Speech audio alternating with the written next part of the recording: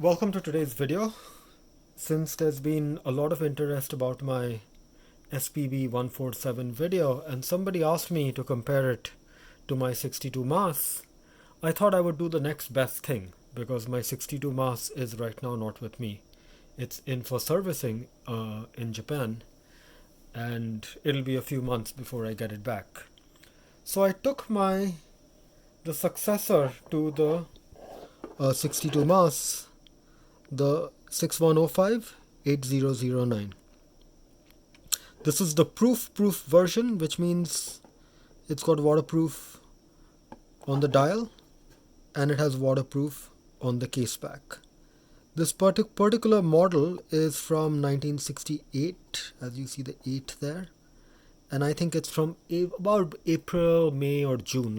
This is probably from May or June. It's like they had only been making the 6105 for 2 months when this particular model was produced. My SPB149 on the other hand is from December of 2020. It's the one with the loom pip at the 3 o'clock mark, as you can see. So one of the things that catches my eye right away is, I don't know if you can see, is the circular grain pattern, that those lines that you see, the texture on the 6105. It's extremely elegant, as is the coin edge bezel. It's smooth, it moves nicely, and it looks really premium for what was a fairly, I mean, these weren't cheap watches in the late 60s, but these were fairly run-of-the-mill watches. Of course, it has a signed crown, as did the 62 Mas. But coming to the SPB147, the crown is not signed. That's, just what you get with this SPB147, because they're trying to keep the SLA series as the more premium series. But what really bothers me is actually the brushing, the satin brushing on the stainless steel case. I mean, I get the stuff about the fancy polishing and all that stuff, but if you ask me, it's not really such a big deal. I have other Seikos that have equally good polishing, and they don't come with a fancy Japanese name for that polishing. Yes, it's a premium watch. It definitely has a bezel that's really nice. I am not sure the bezel is as nice as the bezel on my 6105.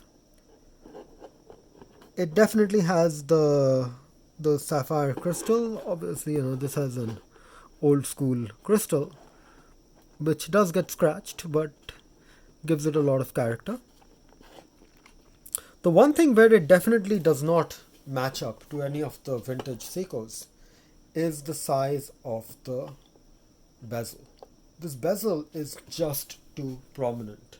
Vintage Seikos have never had a prominent bezel, and that's what you see in the SLA017 or my 62 Mas. The bezel is an extremely thin bezel, and obviously it moves smoothly, and it's a bidirectional bezel.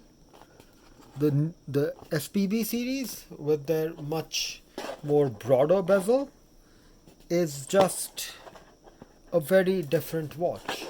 It's something that I was explaining to a commentator a few days back, that I don't really regard the SPB147 as an homage to the 62 Mas at all. The SPB147 and the 143, 145, 149 and the 239, not to forget, really should be seen as watches that are a new premium identity of Seiko. With a 70-hour power reserve, really fairly high quality finishing. For some reason this is not even screwed in. Okay, we'll deal with that later. It's hard to do this on camera. fairly high quality bezel. This really is a premium Seiko, and why not? Because the low-end dive market Seiko is kind of being moved in by other competitors, and that market's anyway disappearing. So the margins are obviously much higher if you go to the $1,000 range. So moving forward, it will become common to see $1,000, $2,000 Seikos that are not limited edition Seikos, that are just regular Seikos. Of course, if you were to ask me about the design, which really that channel is about, the tonneau style case on the 6105, I think is probably the best looking of all the Seiko cases. In terms of evolution, you start with the 62 Mas with its crown at the 3 o'clock position. Then the next generation of dive watches, the 6105s, moves the crown to the 4 o'clock position. It tucks it nicely in. It doesn't stick out like the crown on the 62 Mas. Let me put this in. And I pushed, screwed that crown in. It was really just sticking out too much.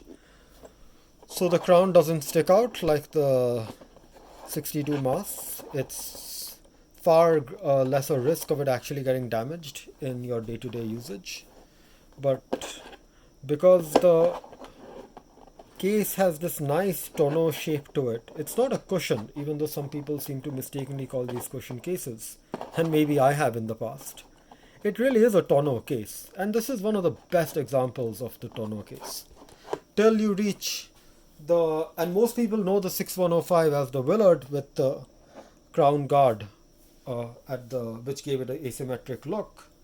And then obviously you get to the legendary turtle of the 1970s, which I don't have a turtle, alas. I have the new version of the turtle. And it's between these three watches. If you ask me, the 6105 is my out-and-out favorite. It doesn't work right now. It will go back to Japan as well after the 62 Mas comes back. And then this is the watch that gets the most wrist time, but I am reducing the wear and tear on this watch just because its value is increasing more and more with each week really. This is on its original Tropic strap, as you can see, but sometime in the past one side of the strap broke, so it was replaced with another strap, and that's, I think, the beauty of these old watches. And anyway, that's the video for today. I will talk a little bit more about one of these watches because I'm going to shoot another video. Thank you for watching, everybody, and I really appreciate all my subscribers. You guys really make this worthwhile. And if you haven't subscribed, please be sure to hit the subscribe button and let me know in your comments what you think about these watches. And I will see you on a later video. Thank you.